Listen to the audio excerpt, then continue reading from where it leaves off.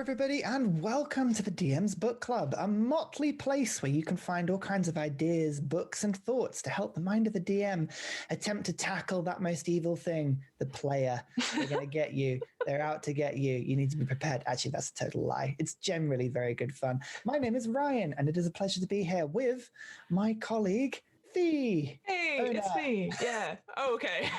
We're doing that, are we? Great. I don't know. Great. How are you? You're right. I'm good. That's possibly the best opening we've ever had. I like that. I feel like my normal go-to one is now rubbish as a result. Oh, I'm sorry. I shall be terrible from now on. That's clearly what needs to happen. Not true. Have you had a good week? You're doing good. I am doing well. I was just saying to you that with the way, because I now have a new setup in the sense of like I realize I can use my big screen for gaming for actually looking and doing Zoom calls, so I have a bit more space. But unfortunately, it means anything I have on the actual laptop, anything that's white, like lights me up, and so I look like an evil crone dressed in my dressing gown and looking very ill at this time of the morning. But otherwise, I'm doing all right.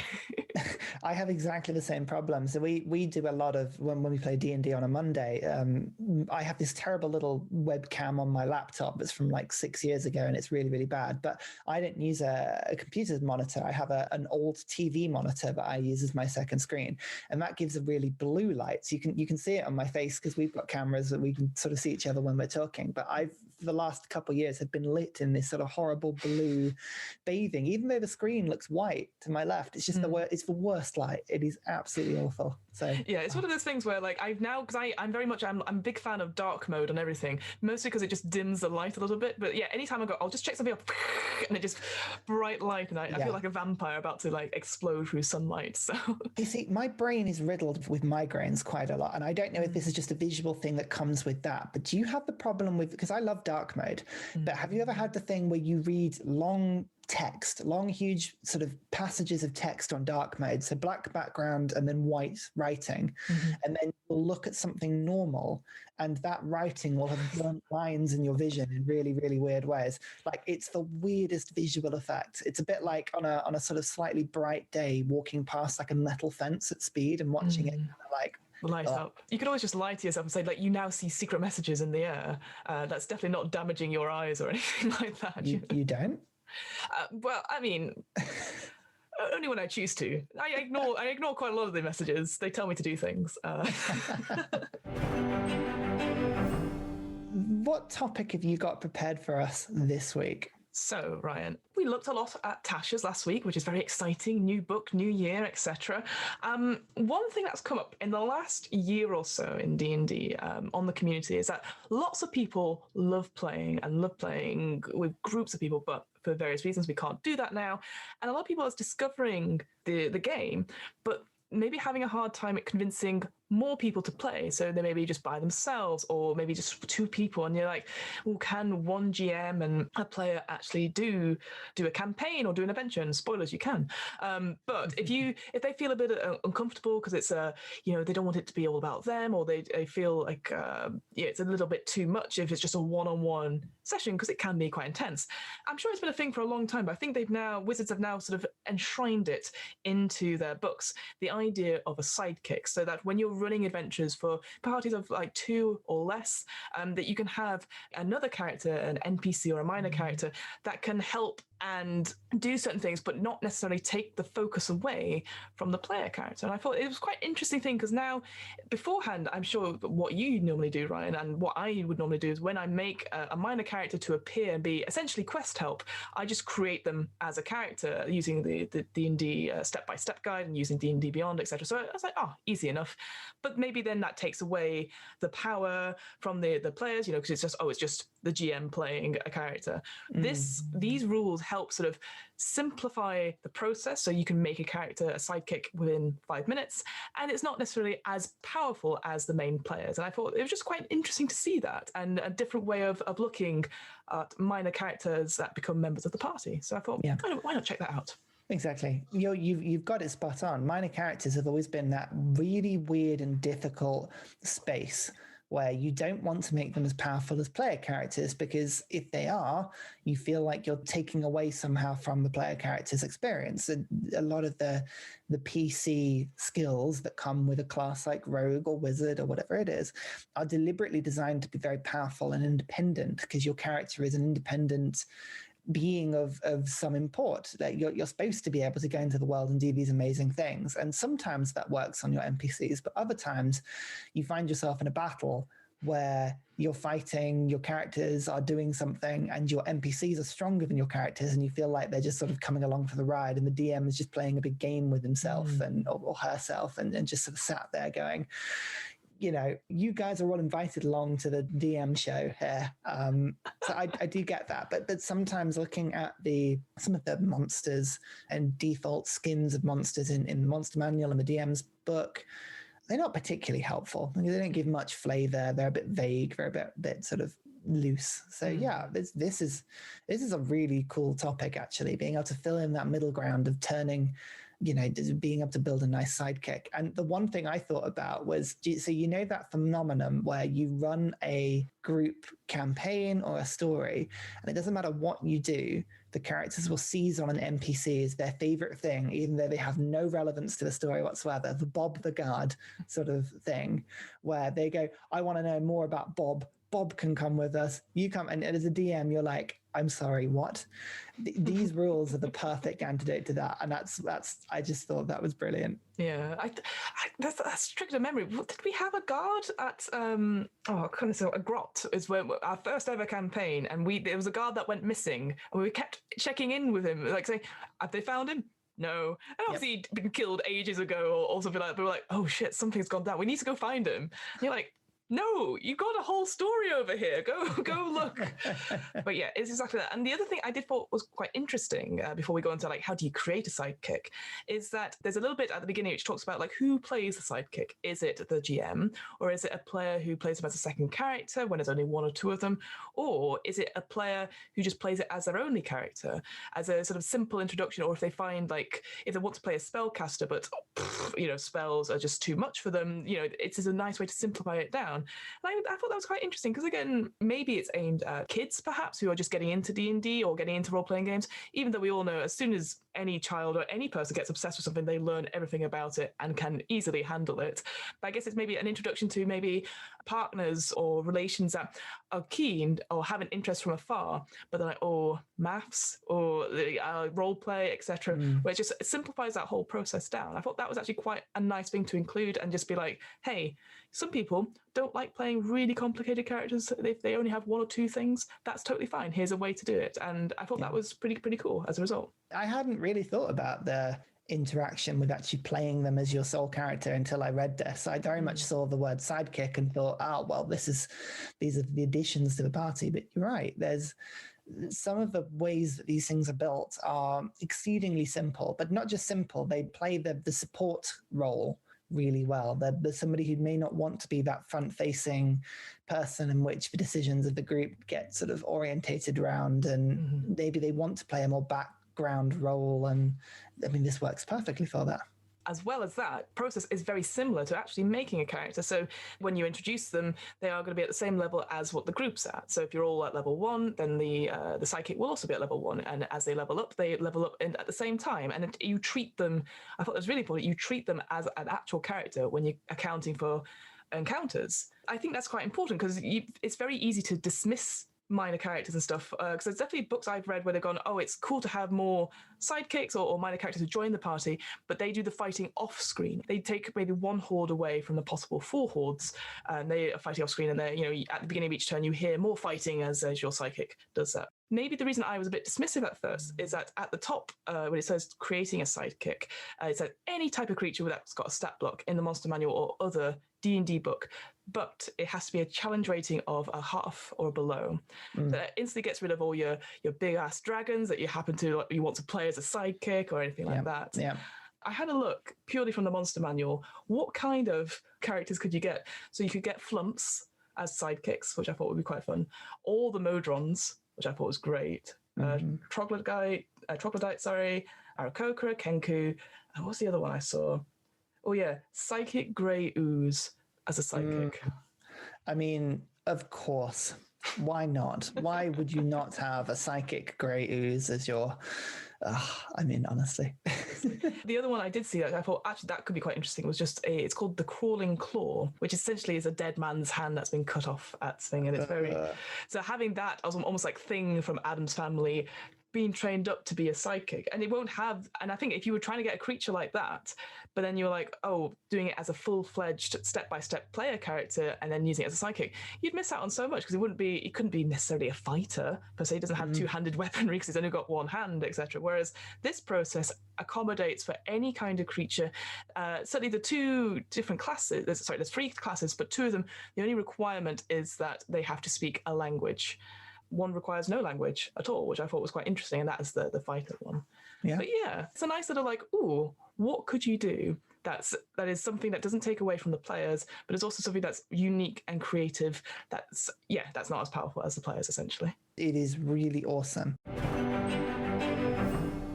How would we get started? If we want to bring a Sidekick into the campaign, where would you say where's step 1?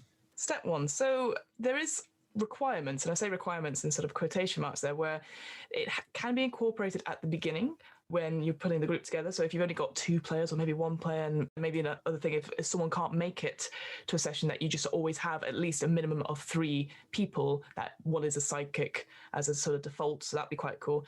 To join the adventurers, they must be a friend of at least one of them. Now, I feel friend is... like, how do we define friend in here? It's one that they know from maybe childhood, or there is a couple of events that means they are forced together.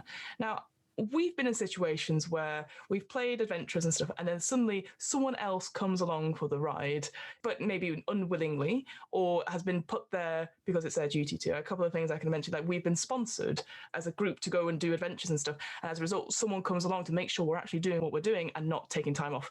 Wouldn't necessarily call them a friend, more business colleagues or acquaintance, but I guess it's basically making there is some link between this person and the party, and whether you make it as a friendship one or not.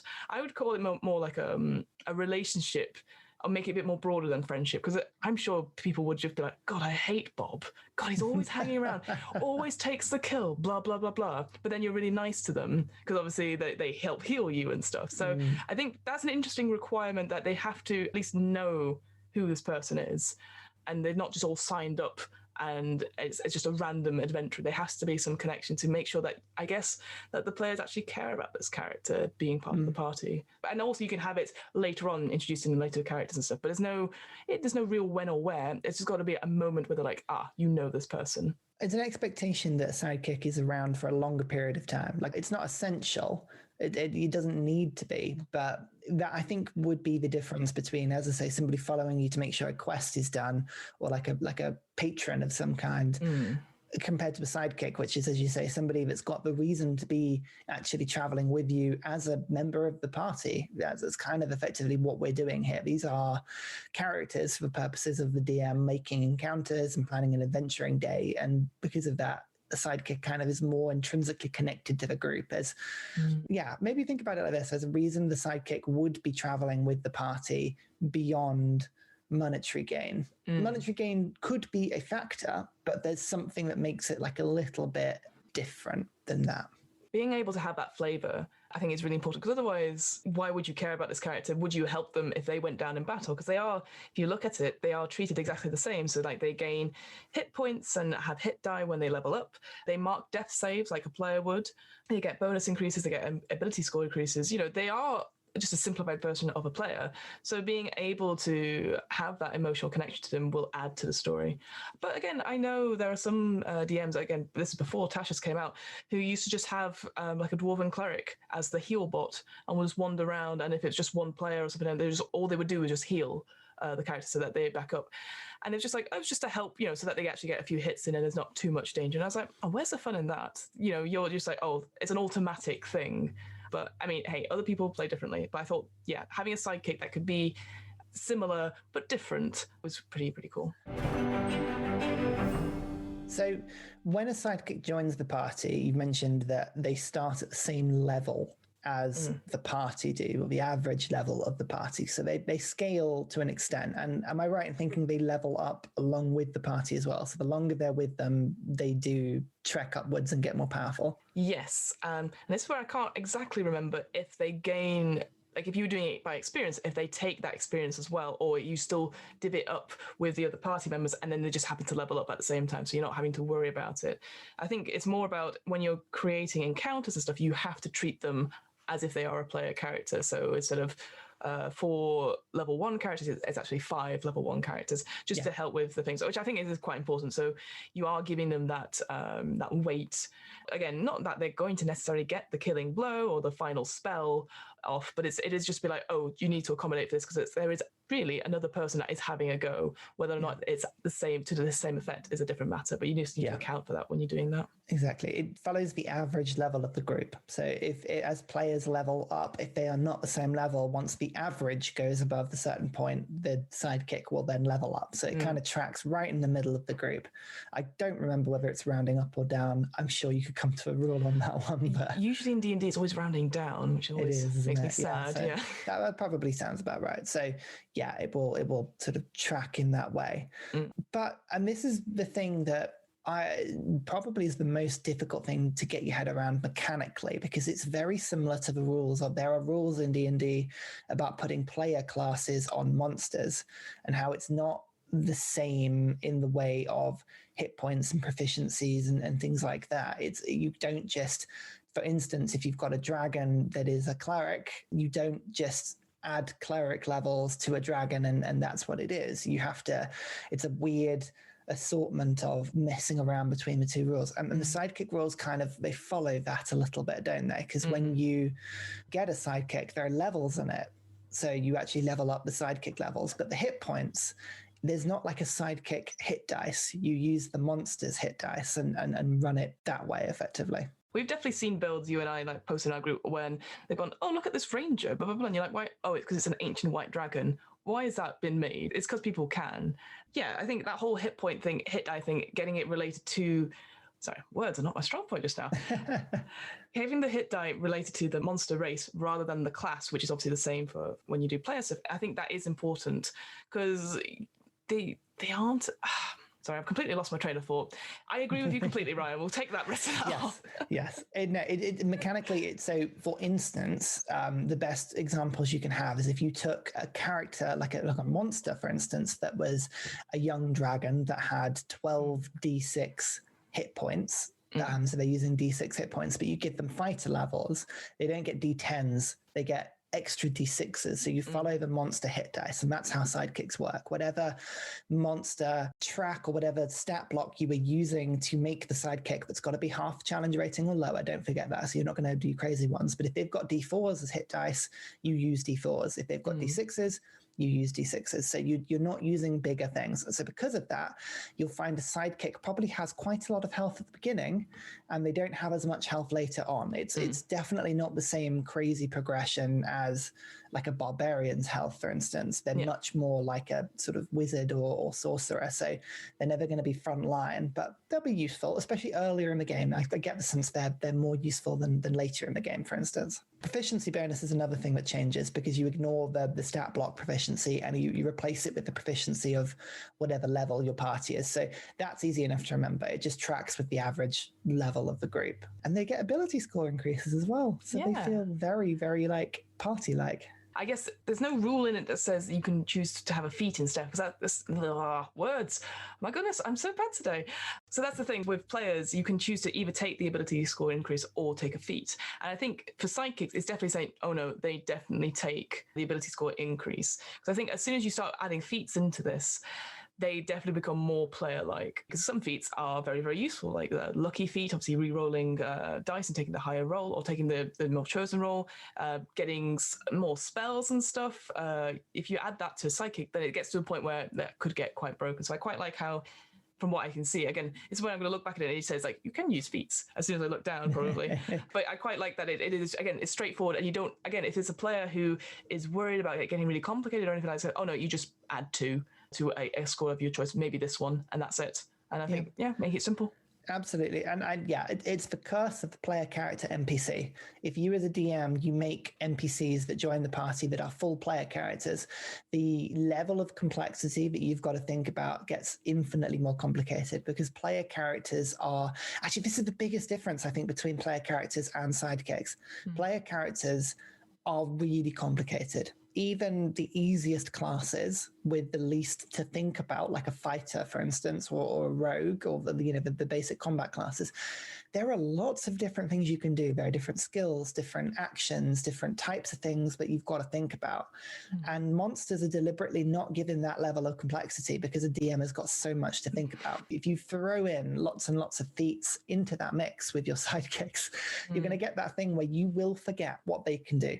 It will happen. So keep it simple, I think, is probably the biggest thing. You don't have to. If you want to give them the chef feat from last episode, you want to take whatever it is, brutal critical or savage attacker or whatever it might be. Great weapon master, for instance. That's fine. You can do that, but you will forget about it. So, well, I guess unless you give it to the players, maybe if you're giving it the responsibility to the players, then it's not so bad. It gets to that point where I go, I see this is on my sheet. What is brutal critical? Oh, but again, it happens way after the fact, and you go, oh, I'll remember that next time, and then it never happens. From own experience there. So. Yeah, exactly. I think the sidekicks are to kind of simplify a little bit, and if you put in feats, then you're kind of going against that, maybe. The other thing I'd say as well, again, I know we'll go into like all the different types of psychic you can have because there's 3 different classes, as it were. But what is cool is that I guess if you had a player who was playing a psychic and was like, actually, I'm really enjoying this, can I make it a full character? It feels very straightforward, I think, because again, it's only simple to a bit more complex. So again, we'll go into it, but you can just pick the class and then match it up with what you need and then add the extras. I think it could be quite hard as a player character to go down into a psychic class. Just because sidekicks are useful, but they're accompanying players, aren't they? They're not full-fledged PCs. The scaling isn't quite there, although there are some very useful things, but they're designed to make players better rather than as full-fledged things themselves. So they are, I mean, obviously they're capable enough. No, you're right. You're absolutely right. You going one way is easier than the other. When we're thinking about matching things up, I guess we need to know about the 3 different types. So what sort of sidekicks can you get? So there are 3 different types. You have expert, spellcasters, and warrior. And it's interesting because obviously spellcasters, you instantly go, yes, it's a class that can spellcast. So it's your bards, your clerics, your druids, your warlocks, your wizards, etc. Those are sort of all encompassed there. And then you have expert, and I quite like the expert sort of little description. So it says the expert is a master of certain tasks or knowledge, favoring cunning over brawn. And then with all these classes, they give examples. So you could be a scout, a musician, a librarian, a clever street kid, a wily merchant, or a burglar.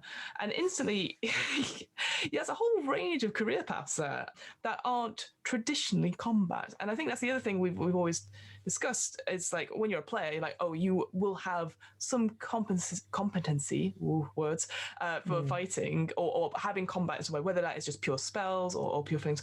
Here, you can have a minor character whose main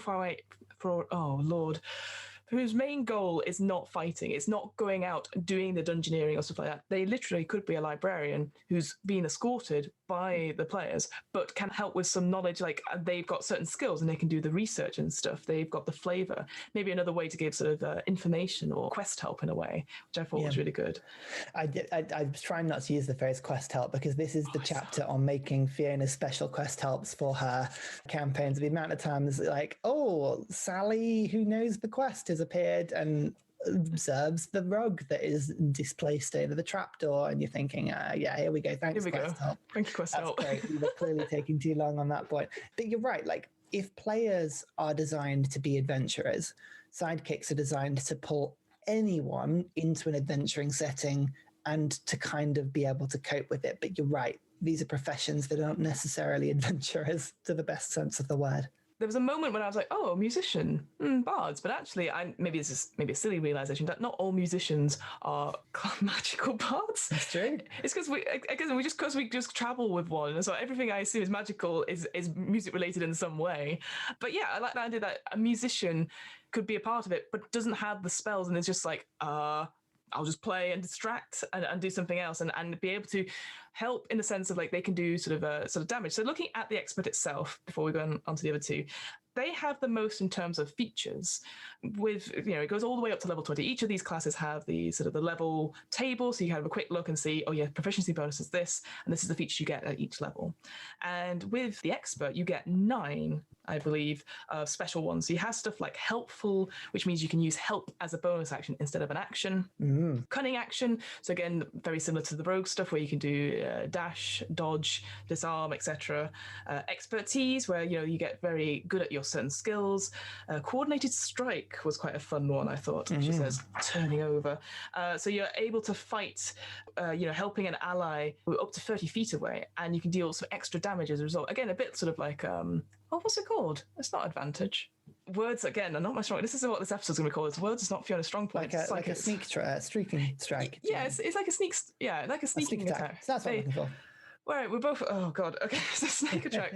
Yeah, being able to coordinate, seeing where, like, if in combat the target is weakened in some way, and you can just help dealing that extra little bit of damage is good.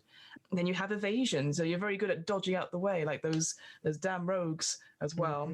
An expert, when you read down the list, they are watered down versions of rogues. Yes. That are all about helping skills, staying alive, assisting the party. They've taken out the sneak strike or the sneak attack. Again, I'm using my words as again.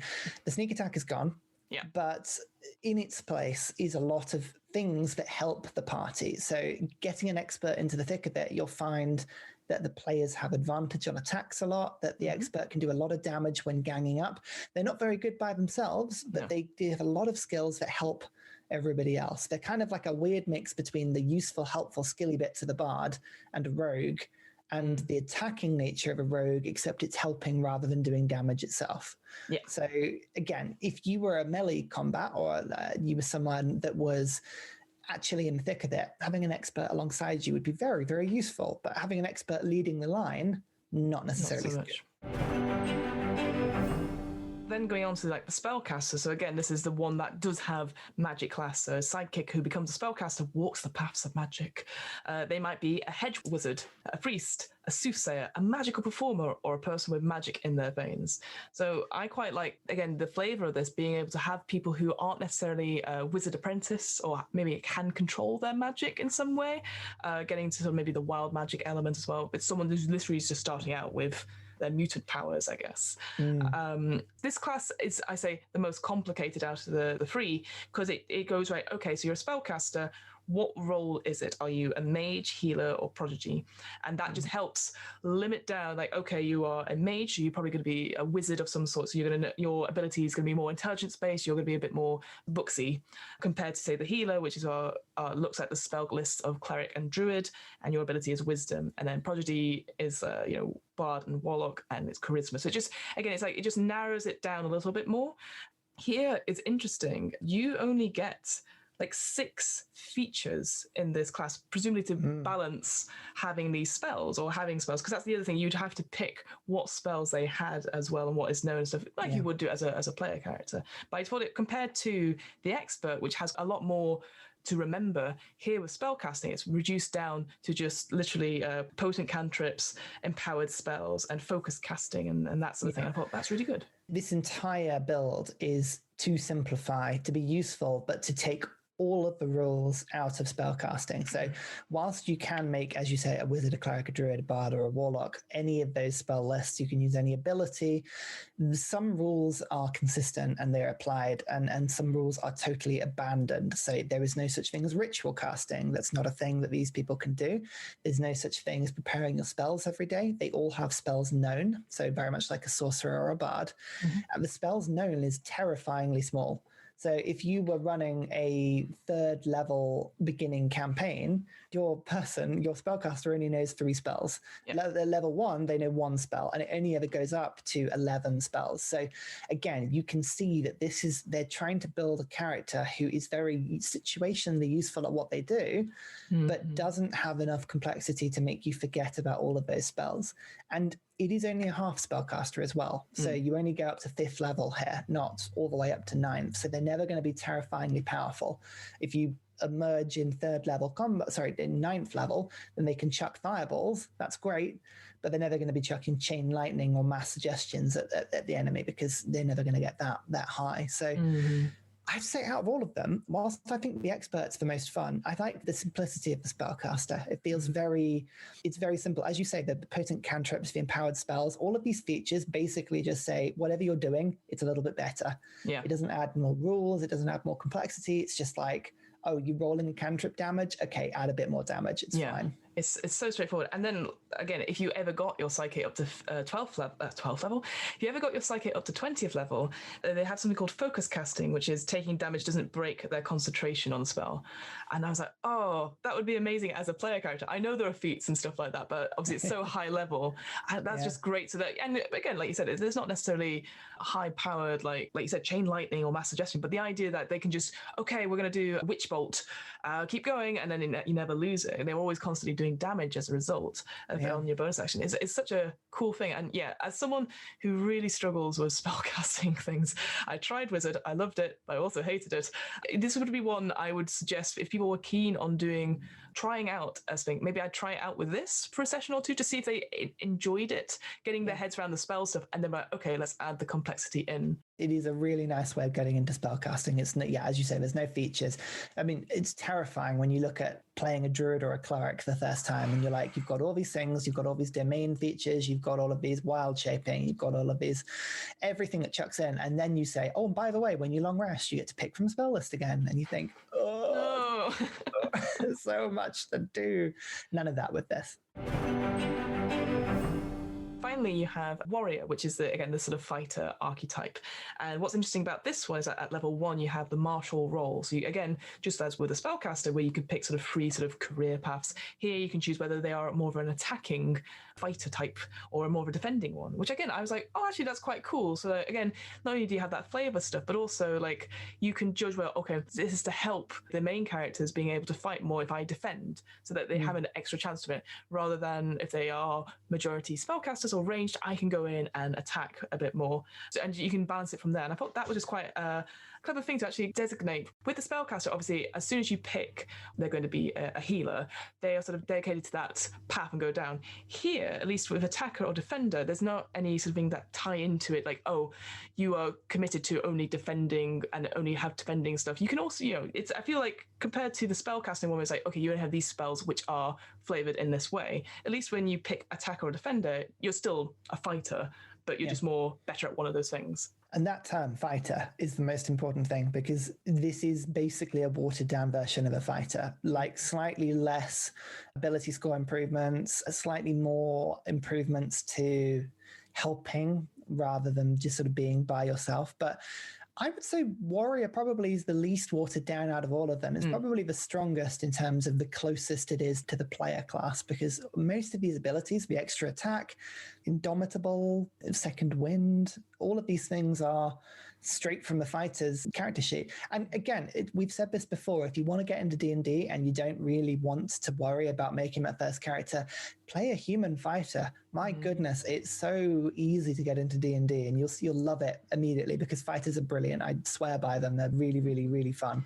And yeah, warriors are a really good step up even into that. The big difference is that with fighters, you have those superiority dice, so that extra thing you can with maneuvers and stuff, and that is taken out of here, which is good, I think, because again, it's that sort of thing where, okay, you get the basics down.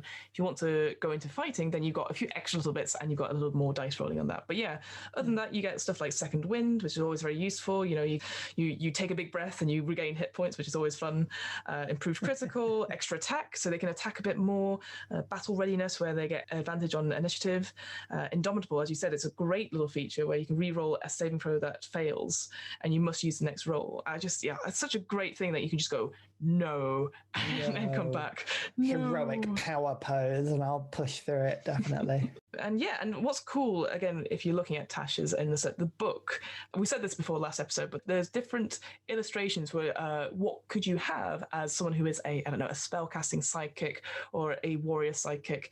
And I quite like with the warrior one, you could just have a dog or a wolf that you just go, and I thought that's really cool. You could just have an animal. It's because quite a few of these, the illustrations are humanoid or goblinoid, and you're like, oh yeah, I would see a player playing that, not just a psychic. But now you're like, oh, an actual wolf. Yeah, I could see that being a fighter class, or sorry, a warrior.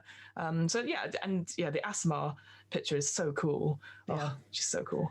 It just proves how much of D&D, and especially 5th edition, is so beautifully simplified so that everything is gelled together really well. Like a wolf can take warrior sidekick classes and be just as useful as a human guard that was manning the walls of defense, and like a town's guard that joins up with you. Do you know what I mean? It's actually mechanically they are so similar that you take a wolf, I can't remember if it's a quarter or a half CR, and then you just apply these levels to it, and it doesn't really matter, because even if the wolf only has 1 bite attack, suddenly you've replaced its proficiency. It's got all of these features. It can, you could take a wolf and make it into an expert and give it the help action, so that it's a wolf that actually just, imagine it this way, it runs into battle fearless with more health than a regular wolf because it's just more gritty. It jumps in on someone's arm, makes an attack, takes the help action because it's literally just clinging off the guy's arm or leg, like stopping them from going, "Hey, get off me," sort of thing, whilst the other person strikes in. Or maybe it's a warrior because it's got a really mean double bite attack.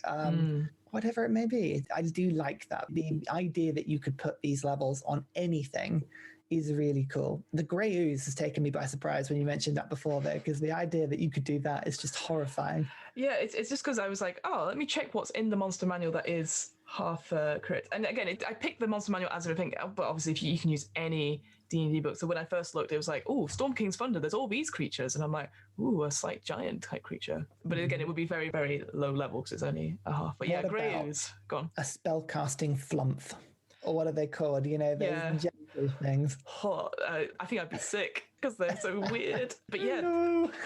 Oh man, could you imagine if there was an expert and they're like, hello, let me help you. And it's like, no, don't touch me with your tentacles. Yeah. It's fine, they're mind tentacles. It's totally cool. The nicer version of mind players. Like, don't worry.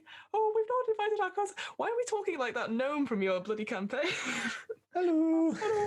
Oh god, yeah. You leaving Ybrit was the worst thing, just purely because she's gone now. I'm sure we'll find our version of Gumbos or Costco, Fantasy Costco. I'm sure there'll be one. There'll be one there. Like, is this the same person? Oh no, we're very different. If you were going to pick one of these sidekicks to join, say in our campaign now, even though I have to say we're doing pretty well, and I know from experience, you've made characters with full player stats. Is there any sort of sidekick stuff here that you'd be like, oh, I would want to change one of them at all into a sidekick or anything like that? Yeah, because I've never used these sidekick roles. I've tended to put player levels on monsters and try and make them sort of push around in that way, which is difficult because sometimes they will be really weak compared to you, and sometimes they are very powerful compared to you, and it's just about finding that balance, because you want to, it's okay to bring a really powerful person into the story, that's totally fine, but then you've got to make it plot relevant to why you've got a really powerful person on your side, because ultimately there are good people and bad people of really high challenge levels. That's not a problem. But I think if I were to approach this, I'd look at it because it talks about, I can't remember if it's in this chapter or if it's in a previous or separate chapter, but it talks about designing stories for one person, solo adventures, and how to go into that. And it talks about how sidekicks are really useful in low player campaigns because you can use them to fill in holes that your party can't necessarily cover. There's certain generic roles that a player can provide. It's very much like in games like World of Warcraft, where you had the tank and the healer and the DPS, and other games where you've got different sort of aspects. D&D's always had an element of a melee fighter, a ranged fighter, a damage spellcaster or a healer, a skill monkey, a face, to the group, so someone who can communicate with things, and then general utility, like a buffer or a spell weaver or whatever it may be. And depending on the composition of the group, the less people you have, the less chance there is that there's going to be someone to fill in that hole. So to give an example, our group we run a campaign and we're at 14th level now, and there's a 14th level barbarian, which is you are up front, in the face, ridiculous damage, ridiculous health, which is great. We've got a 6th level paladin, 8th level warlock, hexblade warlock, which is an insanely hilarious combo. And again, melee damage and defense are the two things, with a bit of arcane spellcasting. And then we have a blade bard, or like a blade master bard, a school of swords, with like a tiny dip into sorcerer. So again, our group is made of 3 full plate or half plate melee attackers with abilities that go with that. So if I was designing someone for the group, normally I'd go, right, what is this group lacking? Well, we don't need a face because there's 2 charisma-based fighters here. They're generally pretty good. Do we need a skill monkey? Well, there's a bard in the group, but no one in this group has dex. No one can pick locks. No one can do any of this stuff. So yeah, this was something we'd maybe miss. Do we have a ranged attacker? No. You're all very like close combat orientated and you do most of your damage there. I would approach it like that. So that maybe fling an expert into the group or a warrior with ranged capacity. You don't need spellcasting when you've got a full level bard and a warlock in the party. You don't need melee attackers with 3 of you all with 2-handed weapons and whatever. So yeah, I think more from a DM point of view, but actually looking at the spellcaster and actually working that through as a psychic and then developing a full spellcaster player character just for myself. As I've said many times on this, I really struggle with spells because again, it feels very overwhelming. So when our friend Sam, when he was playing 2 characters who had very spell-based things, again, I was thinking to myself, is that something, that's a good question actually, if the psychic rules had been out at that time and you'd known about them, would you have suggested to our friend Sam, who was playing 2 characters at one point, which are both very spelly, that one of them would have been a psychic? Definitely would have done. I think now that these rules are here and it seems really clear, I would possibly house rule it so that everybody only has 1 player character, unless they told me otherwise. If the players genuinely come and be like, we want to be engaged, we want more players, that's fine. I wouldn't mind that. But I would probably use the psychic rules a lot, actually, because they're really good at keeping things simplified. You could also bring more sidekicks in and have every player has a sidekick in the group and like a slot. So you've got your character and then a sidekick of some kind that can sort of help in some way. So yeah, I do like them actually, and keep the player characters for independents who are more story related as separate people. Like as soon as the sidekicks are expected to just follow the party and be allies to the party, but independents are a bit more like separate things. Yeah. I absolutely would have used those rules. I guess for me, when I think of the word sidekick, I think of an assistant. And I think I would dread to be that person who goes, because that's the thing, when I had 2 characters at one point playing, because we had a couple of sessions actually, when we had 2 of us were playing 2 characters. And for me, trying to switch between very heavy combat stuff and then, I've got spells. That was such a jarring moment. So maybe, I probably would have gone, actually, could I have a simplified version of this character? But again, it's like I said to you at the beginning, was like, it's a bit harder to go from a full player character down to a psychic. So maybe having to remake stuff and only choose certain things. But yeah, I really love this as an option. Yeah, so I think it's more saying like, you can have it for if you've only got a low player count for sure. But actually, if you've just so happened with the story element, you can make it so that, if you've got a few more people that you need to be in the party to face a bigger monster, you can. There is a rule though that says, or not a rule, but it's a suggestion saying you shouldn't have more sidekicks than players because it bogs down a lot. And I was like, yes, we know that. Yeah, although I will admittedly, with maybe the exception of the spellcaster, a lot of these sidekicks are engineered to be quick on a turn basis. Very true. They've got a select feature of skills to keep that problem from happening too much. And it's all about divide and conquering, I think. But you're right. There's an element of, people want to play lots of characters. But if you play lots of characters, the combat scales up and gets more difficult. And you'll find that combat per round takes half an hour to do a round rather than 10 minutes. So it's amazing how these things slow down. But like, as I say, like having a wolf, warrior, defender is a very easy thing to be able to do because they could just run in, bite, and that's their turn effectively. So it's quite nice in that sense. That's Sidekicks. Very, very straightforward, very easy, and definitely an option in your role-playing campaigns. Ryan, is there anything you'd like to plug? Where are you? What's happening? Yes, sidekicks. I don't know. Well, I will have an existential crisis about putting sidekicks into my campaign. And whilst I do that, you can find me.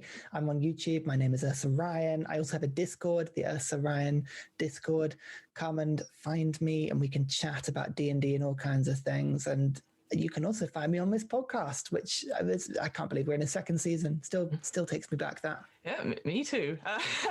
Yes, and I am Fiona. I run the What Am I Rolling podcast, a twice monthly RPG one-shot podcast. Going well. Inspired a little bit by Ryan, I am looking into and hopefully launching up my own Discord server soon. Soon being the I know. We can actually start plugging people to an actual Discord to this podcast. That would be cool. Yeah, well, there's a little channel that says DM's Book Club. Whether or not it takes over the rest of the server will be but yes, that will happen soon. I'm sure I'll need to work on the Patreon and all these things once all the editing is out the way. But yes, that's exciting stuff coming up. Yes. Good. Perfect. Great. Well, I enjoyed that. That was fantastic. And you can find us in the next episode where we will be waiting for you. So, goodbye. Goodbye. See, that was a much better outro. I'm going to have to write that down.